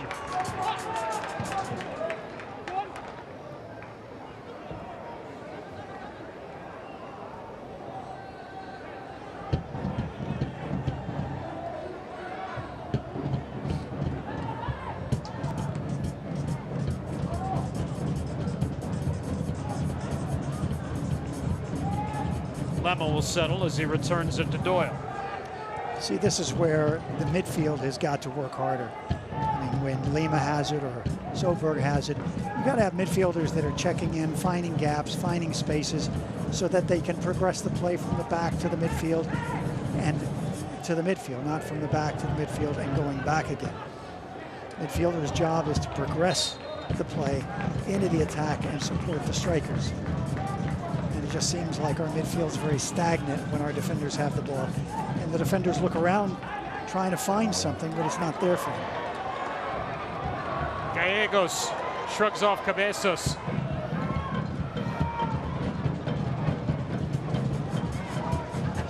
Lindley, little daylight, sticks it to Ollie Wright through. Plays it wide to the keeper, Derek, there. A nice idea, however, Lindley and Ollie Wright converging on that. But I like the movement. The movement by Wright to run without the ball, to give them an angle, to find a channel, just brilliant. Saw the supporters there in the Michelob Ultra bunker. This is the final match that we will be at a socially distant capacity, Coach, as the July 3rd home match against Austin Bold FC.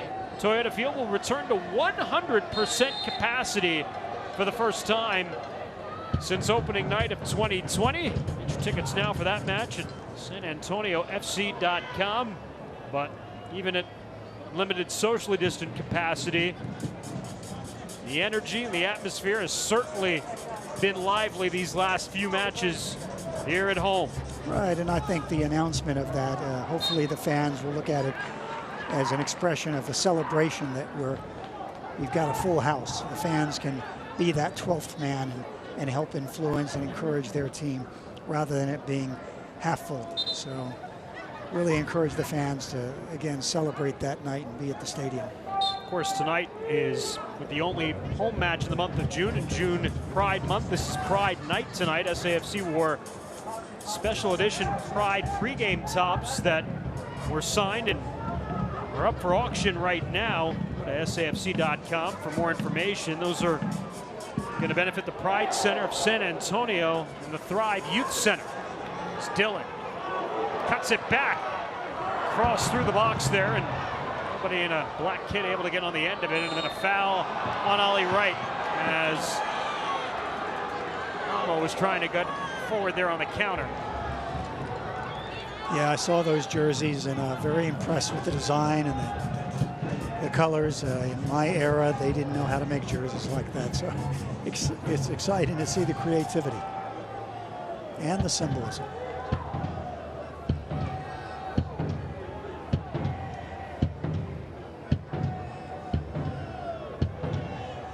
Nearly an hour through the match, SAFC, RGV level at 1.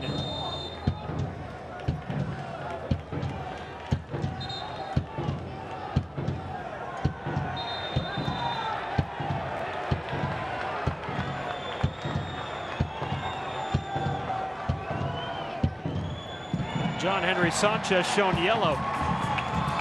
This is the first yellow of the match to the visitors. Yeah, but these are the unnecessary things. Don't create confrontation. Don't make a hot moment hotter where a player can lose his composure. Sanchez sitting on a yellow, 59th minute, his third yellow of the season.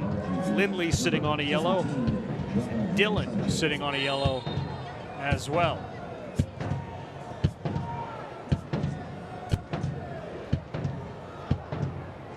Top of the box taken out by RGV. They had numbers going back the other way. San Antonio instead will take the throw. Yeah, and you know, when you get guys on early yellow cards, there is the tendency to want to get them out and put another player in, but San Antonio just played a game, you know, on Saturday with a lot of players that are not in the game tonight. And so those players are fatigued, and you may go to them, but maybe with a little bit less time remaining.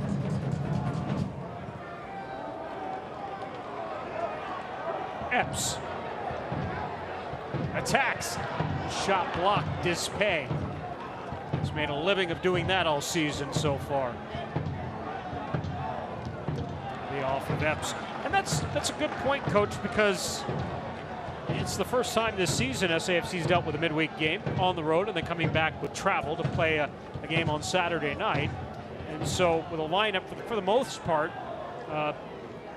played a majority of the match in New Mexico on Wednesday night out here again. We'll see, does fatigue start to set in as the second half goes forward? Well, you know, I've often said a coach is not just about training players and tactics. You're a leg manager. You've got to make sure that you're allowing players to regenerate and keeping those legs healthy. Otherwise, more injuries occur, muscle pulls and other. So I'm sure that Alan has a plan in mind, you know, that certain players are going to play Wednesday more than others. The other players are going to play more tonight, and then another part of the rotation going into next Wednesday.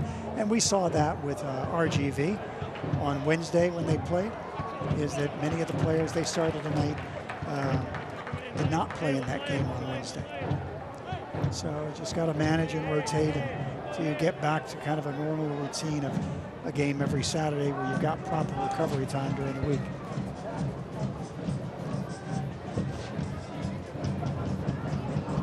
Oh, Sordo, nice cut back. Sends it across the face, a goal. He's looking for Amo as Amo goes down. He's in an offside position. He's got to get back onside, which he does.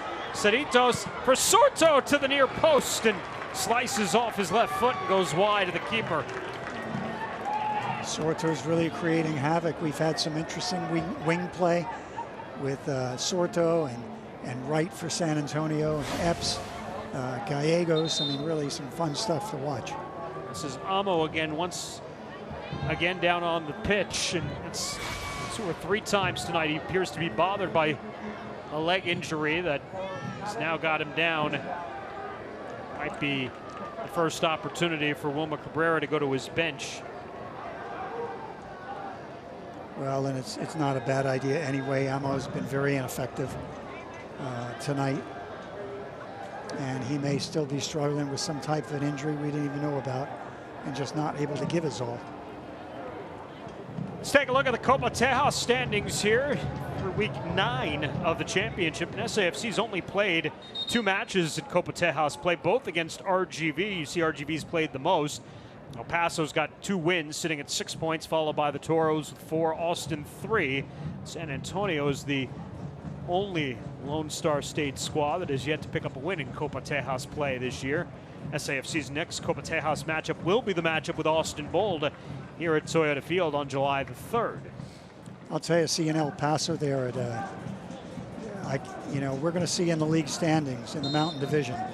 Eventually, El Paso, I think, bypass Rio Grande Valley. They've got a lot of momentum right now and are playing very, very well. Amo limping off. Abakor Jai started in the last match here at Toyota Field. Appears to be the substitute that will come on in his spot. And he's got some pace. I mean, he's quite a threat, especially when you start going against tired defenders and you're fresh at this point in the game.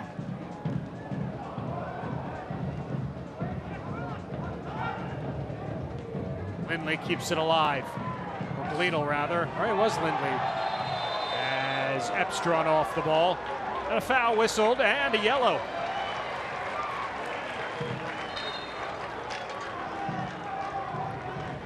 Second yellow of the half against RGV.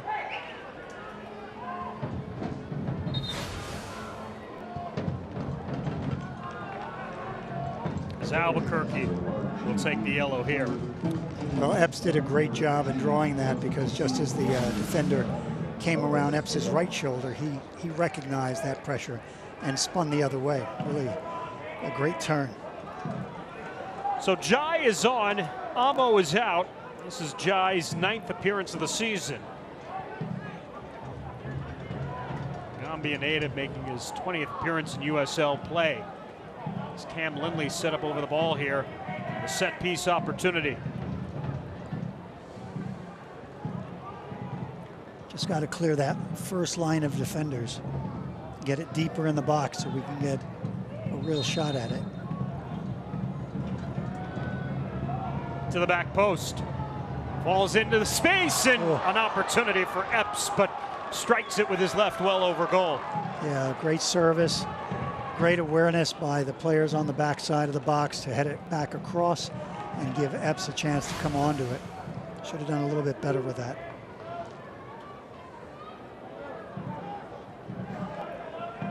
Couple opportunities in this match where SAFC's missed the net. Epps there and Dillon back in the first half. Another good run for Sorto, got tugged by Varela, and Varela will draw a yellow here. That's what they call a professional foul, Coach. Yes, it is. Very professional. It's the 4th yellow of the season on Joaquin Varela.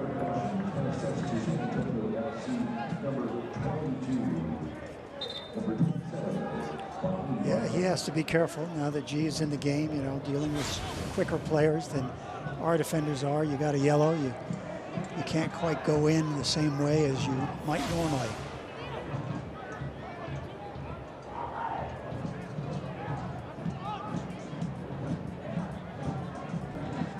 It's always tricky, these plays, because defensively you've got to decide how long do we hold before we drop into the box and stay goal side of our opponent's runs. Lopez sort of flicks it in. Schubert heads it out. Sanchez.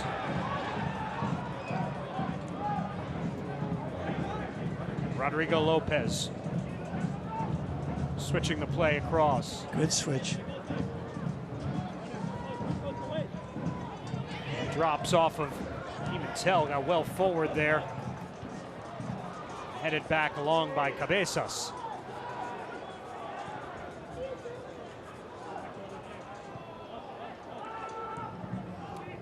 That was a good head clearance. I mean, you're going up against Dylan, who's a wide body, very strong physically. It's all about timing. Cerritos. Here's Jai with his first touch. Sorto.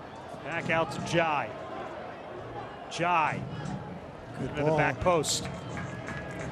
Strikers have got to, and attacking midfielders have got to read that. And you've got to take the risk to be charging into that 6-yard box, hoping it falls your way. You can't just stop and wait and hope the ball finds you. It's be more ambitious and anticipate those crosses.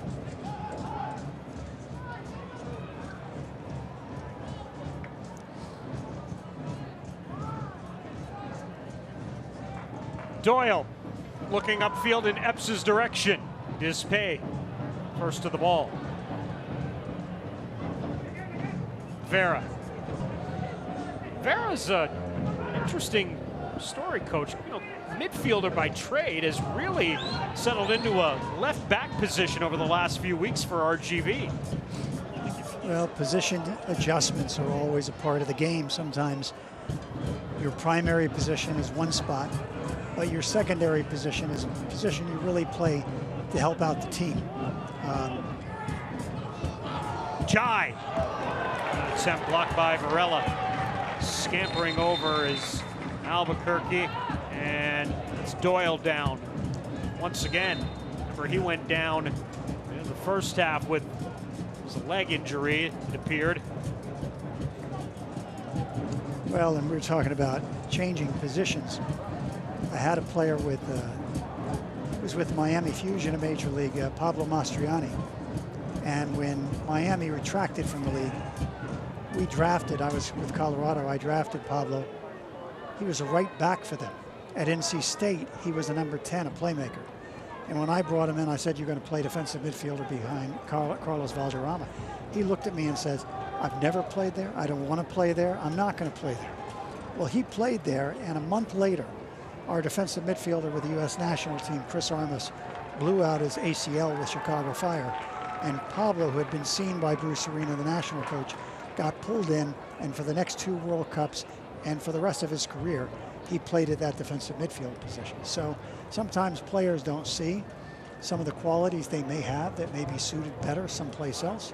Sometimes a coach can see that and gives you a chance someplace else. Leo Torres, who has yet to appear in a match since going back to the opening weeks of the season. He's got the jersey on. It wasn't Leo Torres. I think he put the wrong jersey on. Did look like Emil Cuello coming over. And now he's got the right jersey on. I was about to say, Leo Torres aged about 5 years very quickly. Gonna have to talk to the kit man about that one.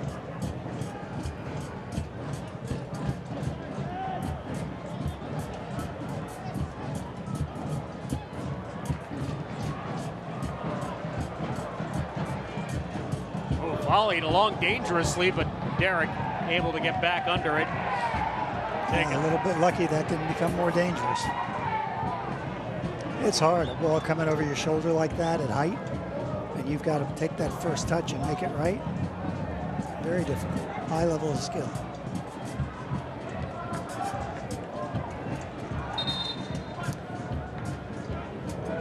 We're in a bit of a seesaw battle where neither team really has any real advantage, and you know, both teams have got to try and find ways to create dangerous shots. We're just not seeing it in the last 20 minutes. So Emil Cuello will come on here for the last 20 minutes. He'll take out Ollie Wright. Ollie Wright, his best match by far with San Antonio FC. He's responsible for setting up their only goal to this point for Justin Dillon, and saw a lot more from the young man in the final third of the field that we really hadn't seen to this point of the season. Yeah, I think he found some confidence with that first assist.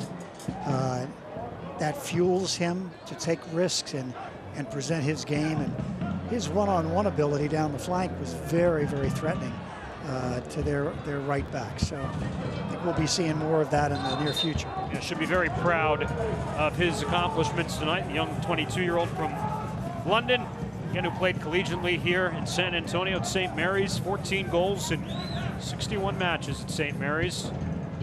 He's got his first professional point with an assist on Dillon's goal. And that's one of the advantages when you have universities in the city of a professional club. You really get a thorough opportunity to see those players perform on a regular basis as they go through their college season. And so that's a great example of what a great pickup that is to have Wright join you from a local college like that. Cuello. He's on for the 8th time this season. His 4th time coming off the bench. Epps dispossessed. Sorto. Well played there by Lopez. Sanchez, edge of the box. Loons that cross very errantly. And you know, Cuello, with his experience, great guy to bring in the game, because with the game 1-1, you're not ready to lock it down defensively and just come away with a point, especially at home. And you want to go after the win, but you don't want to give up anything. And he's really a box-to-box two-way player that can do the defensive work, but also help get you a goal. So great substitute and a guy to add at this point in the game. Schuberg. RGV volleys it outside the area. You can see the throw here. Another substitute for RGV coming on. That's Kuzain. Will be their normal number 10, Juan Kuzain, as he will take out Cerritos. Right, and he played, I believe, all of the game Wednesday night. But he is a very good, creative, attacking player that can help create goals for teammates. So we're going to have to keep a close eye on him. 2 goals in 8 appearances for the 22-year-old. One of those which came against San Antonio. Cuello trying to open up for an opportunity that just never came to his feet. So both coaches certainly don't seem satisfied to finish level here tonight. No. The rivalry is too important, and particularly for San Antonio, where you're sitting below the playoff line, points are vital. You know, I mean, a win tonight could put you close to 3rd place instead of being in 5th. And for Rio Grande Valley, you want to hold on to that top spot, especially with teams like New Mexico and El Paso getting off to a good run of points in the last few weeks. May 22nd, the last win for SAFC, 2-1 over Birmingham Legion right here at Toyota Field, winless in their last 4. Do they have a winner in them tonight? Is Lindley on the set piece. Gallegos making the run. Lindley sends this into the area, headed and wide of goal. Well, and you can't go get a hot dog at the end of the game, because we have seen some spectacular finishes that have changed results in not just the 89th minute, but in extra time. The biggest difference between these two sides is, frankly, just been the 2 halves. San Antonio FC, 8 first-half goals. RGV only 3. That includes tonight. SAFC, only 4 goals in the second half this year. RGV has 9. Wow. So a team that comes on strong, and one that's not quite sure what to do with their game late in a game like that. But like I said, I'm seeing a different San Antonio team that is making some progress in some of their areas that I think, again, will pay off. It's just the final third that we have to get better at setting up that final shot.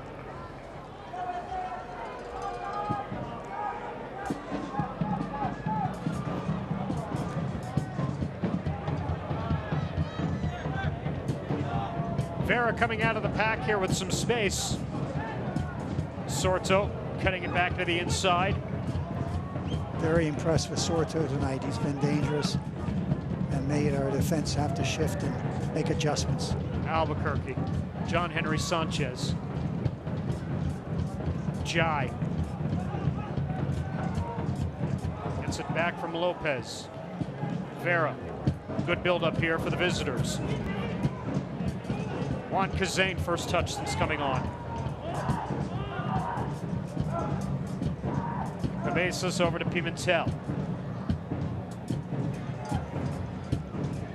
Lopez releasing it to Sanchez. Sanchez, that's going to be too heavy of a touch from Rodrigo Lopez. Yeah, for the RGV player number 5, Cabezas, has done a good job tonight. He plays that right in the position in front of the defense and does so good at collecting a ball. Bad giveaway by SAFC here now. Sorto, edge of the box, trying to clip it back inside and off of Schubert.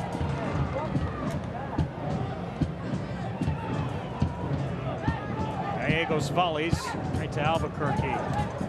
Whale, Cabezas. The run of play continues. Juan David Cabezas out to Sanchez. Lopez. Sanchez working the twos out wide.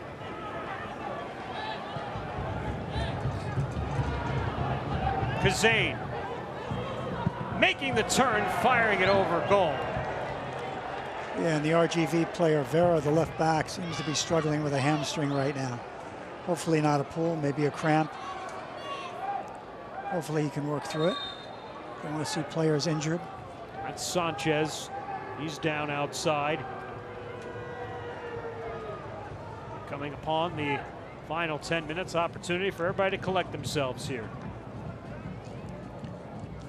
Sanchez brings such good experience to the park, having played for Schalke in Germany, Club America, Colorado Rapids,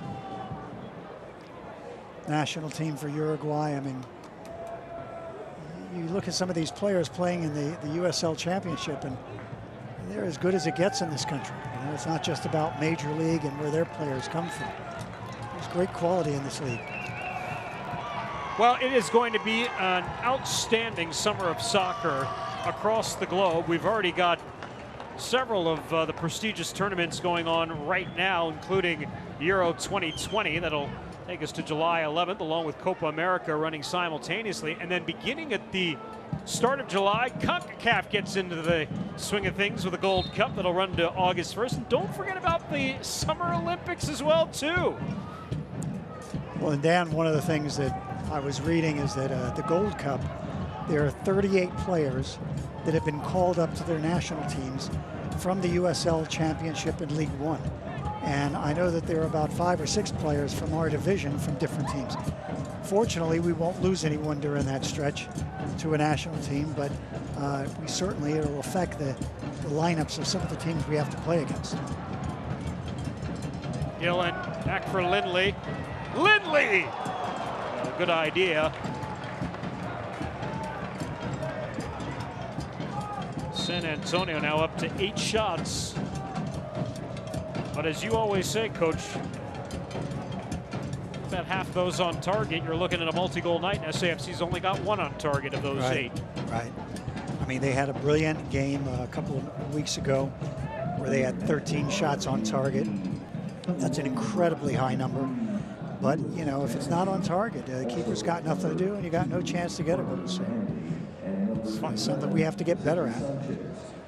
Final substitute window here for RGV. They're going to use, looks like all 3 of their substitutes. Vicente Sanchez is on here. See, Luis Ramsey's going to come on too. John Henry Sanchez is off. Vera is coming off as well. And Carter Manley, right back, is also going to come on. So Ramsey comes on for John Henry Sanchez. Carter Manley looks like he's going to come on for Vera. And also Vicente Sanchez, the 41-year-old in the game too to finish things out. That's right. He's only got 10 plus minutes to go through. Closing in on 500 career matches in league play. It's incredible. Great career. Sorto is off for Vicente Sanchez. Sorto responsible for RGV's goal tonight. Just a lot of brilliance from that young 21-year-old.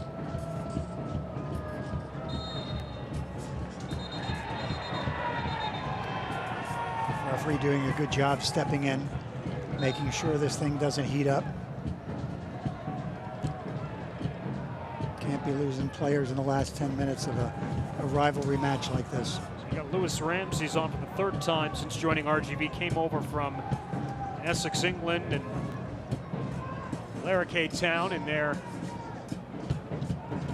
5th division of English football. His first matches in North America, 23-year-old.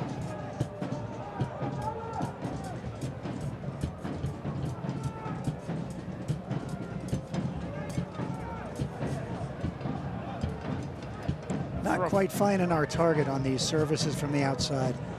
Again, you've got some big targets in there. We just don't seem to be placing the ball into a spot that they can get to.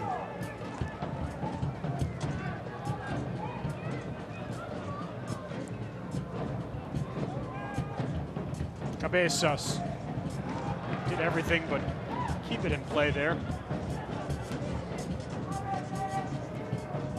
Gallegos, nice Great cross. Service. Where there are numbers, everyone's gone out to support the play and not enough players in the box in a position to score.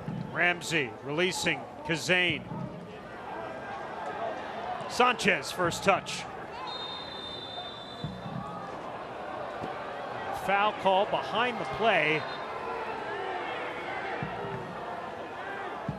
SAFC arguing that the ball had ridden out. Instead, it's a service opportunity here for RGV. Yeah, I want to go back to that cross that was so beautifully hit. Is we just didn't have numbers in the boxes. You know, players can become a bit undisciplined and want to go out to the throw-in and help. But in reality, they only need one or two to support. The rest have got to find angles in the box that they can get on the end. Make sure we got the box covered. From the looks of that replay, SAFC might have had a good argument there. The ball did ride out on Kazane. Instead, here we have set piece in the final 10 minutes for RGV. They haven't had much luck with their services either tonight. Certainly have been fewer opportunities for them. This into the box, headed down and driven out by Schubert. Dillon almost made the move to get around Kazane. Kazane got a piece of it. Jai holding on here. Carter Manley. Albuquerque. Cabezas will switch things across. Pimentel. Sanchez is in an offside position there, accepting the pass. I can't tell, Coach, who's got the momentum right now. I don't think any team has. I mean, this is where you want the fans to rally the last 10 minutes of the game and get on their feet and get the drums banging. And this is where you want your fresh players like Cuello, who came in, to be more dominant. He's not really played himself into good spots. I mean, and I think we're very fortunate that Sorto left the game, because he seemed to be the bright spot for RGV tonight. Surprised that we haven't seen another forward or offensive attacking minded player come on for SAFC to this point? I do. I mean, again, you've just dropped below the playoff line. You're at home against your rival. You're not here to walk away with a point. You're here to get 3 at home for the homestand. And you know, I look at Dillon, and I know he's a good target, and he got a goal, but a couple of times in the last 5 minutes I've seen him during a break-in play with his hands on his knees. He's a tired player right now. And, you know, when you're tired, you cannot be explosive, you cannot sprint, and goals are not scored slowly. They're scored with explosiveness. So getting an additional player in probably is the right move. Good turn by Jai. Lopez. Looks like Peruza's getting ready to come on. Kazane. Jai for Sanchez.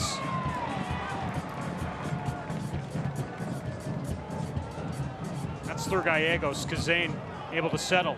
Juan Kazane.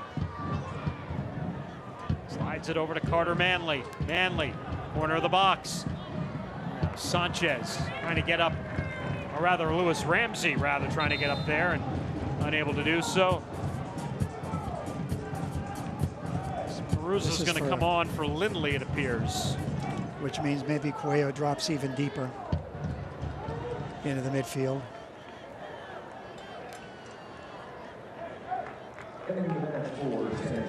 So Jordan Peruza will take out Cam Lindley here with 3 minutes or so remaining and whatever added time. You know, Peruza can certainly give you a goal at any point he's on the pitch. He's got energy, he's got explosiveness. The only thing working against him is time right now. Right. But, you know, strikers, they just need one chance. And I believe he'll have that opportunity before the final whistle blows here. Curious, we haven't seen a ton of injury situations here in the second half. It's not often you see more added time in the first half than in the second half. That's true. Might be getting that tonight potentially. Yeah, that's true. That's true. Yeah, we had what, 5 minutes in the 5 minutes at the end of the first That's half. a lot of time, but there was that injury, so. But still, 5 minutes a lot. I mean, typically, the fourth official and the referee will add up that for each substitution, we're going to add another 30 seconds. And both teams have been going to their bench in the second half. And for each goal, we're going to add at least another 30 seconds. And then if there's an extended injury, another 30. And so we'll see what they do. Hopefully give us a few more minutes to win this thing. Sanchez. Make the turnaround. Cuello. It's a foul on Cuello. Cuello may have said the magic word there to Lee Arguin and didn't necessarily appreciate it. Yeah, Cuello has a tendency to want to argue each of these calls. And sometimes you give the foul and just walk away. Lopez. They got to get some midfielders out in a position to put pressure on the ball. We're sitting back too far. Kazane gives it a go. Did not miss by much. It's a great shot, great velocity. And a little mustard on it too there, perhaps? Yeah. A little heat. Spinning away. Boy, he did not miss by much. What an idea. Took something off.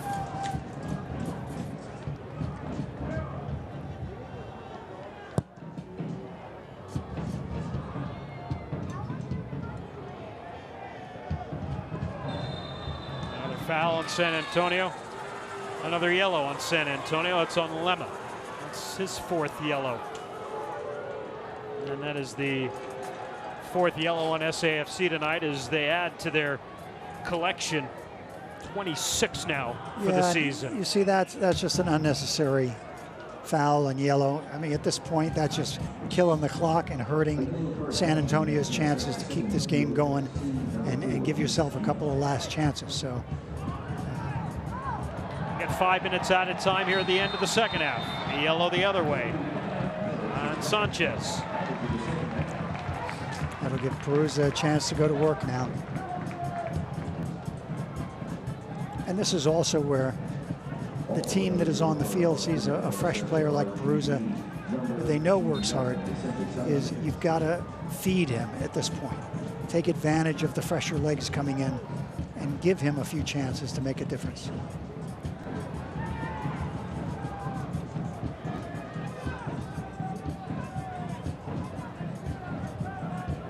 Well played by Dispay. Manley getting forward. Flips it into the box, directed out. Gallegos. Perusa, first touch. Find help, find help. He gets that. Good support, Gallegos. Nice tackle there by Albuquerque. Sanchez. Kazane. Movement on that opposite side with Ramsey. Kazane's got speed. Ramsey will join, overlapping on the right side. Here's Jai. Dangerous ball just hanging out there in the box. Well, you asked me a few minutes ago who seems to have the momentum right now finishing this game. RGV and attacking the final third is showing composure and creating problems, and are going to create more goal scoring opportunities if we don't get possession of the ball and start building it the other way and just make RGV have to defend us the rest of the way.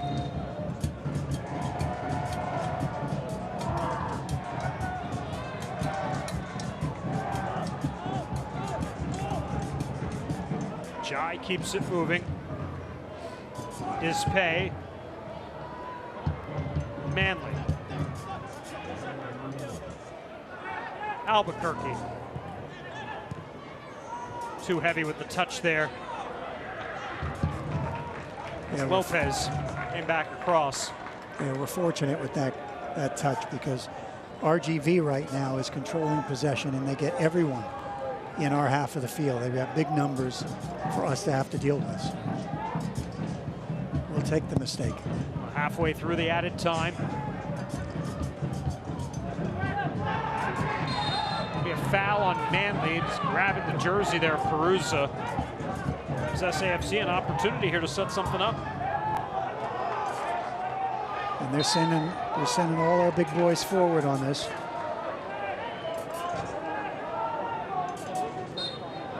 Gives Cuello a chance here to do what he does best. And it looks like our numbers are positioned at the back of the box. Watch So Schuberg there. Unattended over on that far side. Cuello. Schuberg was trying to get in the vicinity to work that one up. Dispay climbs the ladder and volleyed along and out here by RGV. They keep it in play. Oh, Sanchez so crafty. Gallegos kept it moving as we play on. 90 seconds or so remaining. Dillon.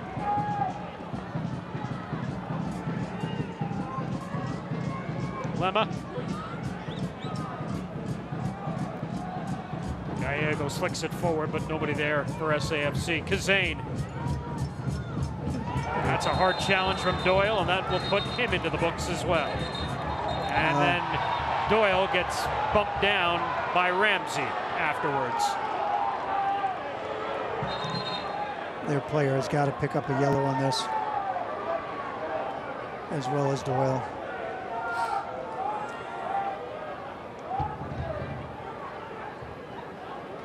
Doyle shown yellow. Ramsey likely shown yellow as well too. Yes. Uncalled for by Ramsey. I understand you're protecting your teammate at that point. Doesn't leave much for SAFC. Probably leaves maybe this last opportunity for RGV. We'll see how center referee manages the remainder of the added time. Lopez into the box, headed out. Kazane goes after it, brings it down, punched out. San Antonio on the counter. Gallegos is met by Ramsey. And Alejo Arguin blows it dead. 1-1. The match finishes level. Both goals scored in the first half. San Antonio FC and RGV. Once again in a derby match. Into another 1-1 draw, the second straight here at Toyota Field, Coach. And for SAFC, winless in 5 straight. Still winless in the Copa Tejas. They do add a point, though. But unfortunate not to get all 3 here tonight, coming back home after a tough trip. Yeah, after the loss Wednesday, you really wanted to rebound. Both teams did. Both teams are probably not satisfied in the overall of not coming away with a win. But the game was played very evenly and very competitively, and I think both teams just have to get better at the final third is creating the shooting opportunities, the crossing opportunities that can give them more shots and certainly shots on target. Just 1 shot on target tonight for SAFC, and that was Justin Dillon's goal in the 13th minute that opened the scoring at Toyota Field. Christian Sordo leveled things 10 minutes later, and that's where we finish 1-1 here on Pride Night at Toyota Field. Your club season continues next Saturday in Utah. They'll meet Real Monarchs SLC, 9 p.m. More information, SanAntonioFC.com. You can catch the action. Now, for the coach, Tim Hankinson, Hayden Partey, and our entire crew, I'm Dan Weiss. 1-1 your final. This has been a presentation of USL Championship and Spurs Sports and Entertainment. Have a great night. Happy Father's Day, everyone.